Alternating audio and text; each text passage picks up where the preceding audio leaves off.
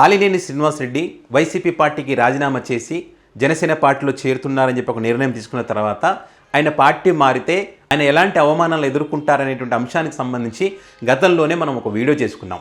So మనం అనుకున్నట్టుగానే జగన్మోహన్ రెడ్డి గారు గతంలో చెప్పినట్టుగానే ఏదైతే పార్టీ మారితే అక్కడ అవమానాలు ఉంటాయి, మీ రాజకీయ భవిష్యత్తు ప్రశ్నార్థకంగా మారుతుందని జగన్మోహన్ రెడ్డి గారు చెప్పినట్టుగానే ఈరోజు బాలినేని శ్రీనివాసరెడ్డి యొక్క పరిస్థితి ఉంది.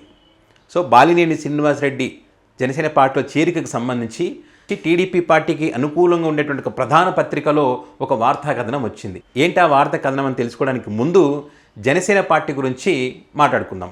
పవన్ కళ్యాణ్ గారు పార్టీ పెట్టి ఇన్ని సంవత్సరాలు అవుతున్నప్పటికీ కూడా ఒంటరిగా ఎందుకు పోటీ చేయలేకపోతున్నారు? 2014లో టీడీపీకి మద్దతు ఇచ్చారు, 2019లో కూడా ఒంటరిగా పోటీ చేసినప్పటికీ టీడీపీకి అనుకూలంగా ఉండేందుకే ఒంటరిగా పోటీ చేశారనేటువంటిది కూడా అందరికీ తెలుసు. 2024 వచ్చేసరికి మళ్ళీ కలిసి పోటీ చేశారు.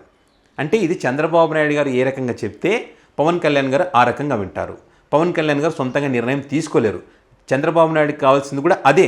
జనసేన పార్టీ ఎదగకూడదు, అటు మిగతా పార్టీలు కూడా ఎదగకూడదు.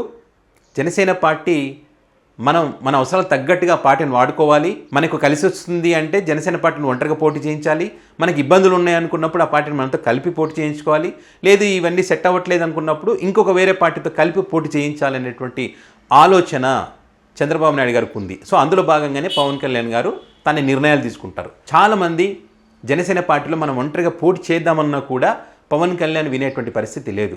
ఇష్టం ఉన్న వాళ్ళు పార్టీలో ఉండండి, లేకపోతే పార్టీ వదిలేసి వెళ్ళండి అనేటువంటి ఆలోచనతోనే పవన్ కళ్యాణ్ ఉంటారు. కాబట్టి ఇప్పటి వరకు జనసేన పార్టీ ఒంటరిగా పోటీ చేయడానికి పవన్ కళ్యాణ్ ఒంటరిగా నిర్ణయాలు తీసుకోరు. చంద్రబాబు నాయుడు గారు ఏది చెప్తే ఆ నిర్ణయాలు తీసుకుంటారు. ఒకవేళ జనసేన పార్టీ ఒంటరిగా పోటీ చేయాలని నిర్ణయం తీసుకున్నా, జనసేన పార్టీని బలపరచాలని ఇతర పార్టీలో ఉన్నటువంటి బలమైన లీడర్లను పార్టీలోకి తీసుకొచ్చేటువంటి ప్రయత్నం చేసిన చంద్రబాబు నాయుడు గారు కానీ వాళ్ళ అనుకూల మీడియా కానీ ఊరికే ఉండే ప్రసక్తి ఉండదు. ఏ రకంగా వాళ్ళని బలహీనపరచాలనేటువంటి కోణంలోనే వాళ్ళు నిర్ణయాలు ఉంటాయి.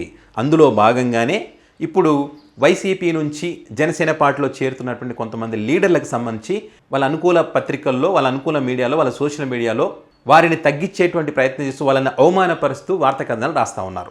ఇప్పుడు బాలినేని శ్రీనివాసరెడ్డి ఎపిసోడ్కి సంబంధించి ఒకసారి ఏం రాశారని పరిశీలిస్తే, బాలినేని శ్రీనివాసరెడ్డి తన బల ప్రదర్శన చేయాలని తన కార్యకర్తలను, తన అభిమానులను భారీ ఎత్తున సమీకరించి ఒక పెద్ద బహిరంగ సభ ఏర్పాటు చేసి భారీ ర్యాలీతో అక్కడికి వెళ్ళి ఇటు వైసీపీకి కానీ, అటు జనసేనకు కానీ, అటు టీడీపీకి కానీ తన బలమేదో చూపించాలనే ప్రయత్నంలో భాగంగా పార్టీ కార్యకర్తలతో మాట్లాడితే, పార్టీ కార్యకర్తలు మరి బాలినేనిని అవమానపరిచారని చెప్పి, ఆయనకు షాక్ ఇచ్చారని చెప్పి, ఎందుకంటే మీరు ఎవరిని అడిగి ఈ నిర్ణయం తీసుకున్నారు? మీరు ఆ రోజు రాజీనామా చేసినప్పుడు మా అభిప్రాయాలు ఎందుకు మీరు తీసుకోలేదు? ఈరోజు మీరు రావాలంటే మేము వచ్చే పరిస్థితుల్లో లేము, అభిమానులు చెప్పారని చెప్పి, దానికి బాలినేని శ్రీనివాసరెడ్డి నేను ఎందుకు పార్టీ మారాల్సి వచ్చింది, వైసీపీలో నాకు అనేక అవమానాలు ఎదురవుతున్నాయి, నేను సొంతంగా నిర్ణయాలు తీసుకోలేకపోతున్నాను, నన్ను కట్టడి చేస్తున్నారు, కాబట్టి నేను పార్టీ మారాల్సి వచ్చింది, ఇది అర్థం చేసుకొని మీరంతా నాతో కలిసి రండి అని చెప్పి వాళ్ళని అడిగినప్పటికీ కూడా మరి వాళ్ళ అసంతృప్తితోనే ఉన్నారు. వైసీపీలోనే కొనసాగుతామని చెప్పి మరి అభిమానులు అయితే బాలినేని శ్రీనివాసరెడ్డికి షాక్ ఇచ్చారని ఆ వార్తా కథనం యొక్క ఉద్దేశం.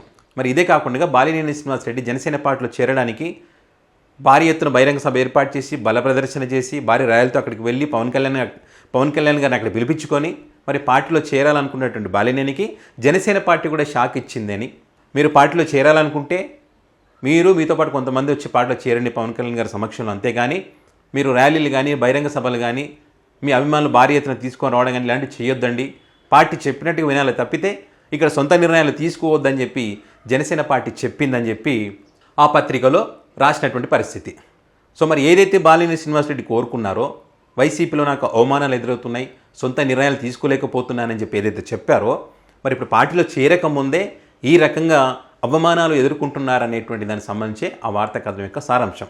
అంటే ఇక్కడ వీళ్ళ ఉద్దేశం ఏంటంటే, ఇటు జనసేన పార్టీ ఎదగకూడదు, అటు వైసీపీలో బలమైన నేతలు ఇటు వచ్చినప్పుడు పార్టీ మారుతున్నాం, రాజీనామా చేస్తామని చెప్పిన తర్వాత వాళ్ళని తక్కువ చేసి వాళ్ళని అవమానపరిచే విధంగా వార్తా కథనాలు రాస్తే వాళ్ళు ఇటు పార్టీలో చేరలేక, అటు మళ్ళీ తిరిగి ఆ పార్టీలోకి వెళ్ళలేక, అటు ఇటు కాకుండా పోతే ఆ బలమైనటువంటి వ్యక్తుల బలం తగ్గించి రాజకీయంగా లబ్ధి పొందడం కోసమే ఇలాంటి వార్తా కథనాలు రాస్తారు అనేటువంటిది ఇప్పుడు జరుగుతున్నటువంటి చర్చ. అందులో భాగంగానే ఇప్పుడు బాలినేని శ్రీనివాసరెడ్డికి సంబంధించి ఈ రకంగా వార్తలు రాస్తూ ఉన్నారని చెప్పి. మరి ఇదే కాకుండా బాలినేని శ్రీనివాసరెడ్డి గతంలో అనేకసార్లు చెప్పారు, వైసీపీలో బాలినేని శ్రీనివాసరెడ్డి లాంటి మంచి వ్యక్తులు కూడా ఉన్నారని చెప్పి పవన్ కళ్యాణ్ చెప్పడం వల్లే నేను పార్టీలో చేరుతున్నాను అని చెప్పి ఆయన పార్టీలో చేరుతున్నటువంటి క్రమంలో మరి ఎవరైతే ఆ నియోజకవర్గంలో ఉన్నటువంటి దామచర్ల జనార్దన్ ఎవరైతే ఉన్నారో ఈయన ఏ పార్టీలో చేరిన కూడా కూటమిలో భాగమైనప్పటికీ కూడా ఆయనను వదిలిపెట్టే ప్రసక్తి లేదని చెప్పి మరి దామచర్ల జనార్దన్ కూడా చెప్తున్నటువంటి పరిస్థితి. సో ఒక పక్క టీడీపీ అనుకూల మీడియా, ఒక పక్క నియోజకవర్గంలో ఉన్నటువంటి దామచర్ల జనార్దన్, మరోపక్క జనసేన పార్టీ, మరోపక్క టీడీపీ పార్టీ, తన సొంత అభిమానులు, వీరందరూ కూడా బాలినేని శ్రీనివాసరెడ్డికి మద్దతుగా నిలిచేటువంటి పరిస్థితి లేనటువంటి క్రమంలో బాలినేని శ్రీనివాసరెడ్డి అడుగులు ఎటువైపు పడతాయనే దానికి సంబంధించి పెద్ద ఎత్తున చర్చ జరుగుతుంది. పార్టీ మారక ముందే బాలినేని శ్రీనివాసరెడ్డి ఈ రకమైనటువంటి అవమానాలను ఎదుర్కొంటున్నారు. సో ఈ పరిణామాలన్నిటి కూడా పరిశీలిస్తున్నటువంటి వైసీపీలో ఉన్నటువంటి కొంతమంది జనసేన పార్టీలో చేరాలని చెప్పి ఏదైతే నిర్ణయం తీసుకున్నారో వాళ్ళందరూ కూడా మరి వాళ్ళ కార్యకర్తల యొక్క అభిప్రాయాలను సేకరించే పనిలో పడ్డారు. అదేవిధంగా కూటమిలో భాగమైనటువంటి నాయకులను కూడా వారితో మాట్లాడి తీసుకొని అంతా ఓకే అనుకుంటేనే పార్టీ మారాలనేటువంటి ఆలోచనతోనే ఉన్నారనేటువంటిది రాజకీయ విశ్లేషకులు చెప్తా ఉన్నారు.